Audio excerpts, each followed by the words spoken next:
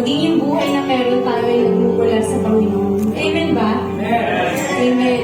Wala tayong dapat na akuin or angkinin dahil lahat ng meron tayo, may linya man ay material or physical or anything, lahat yan ay nagmumula sa Diyos. Isa yun sa dahilan why we should be thankful sa Diyos na meron tayo.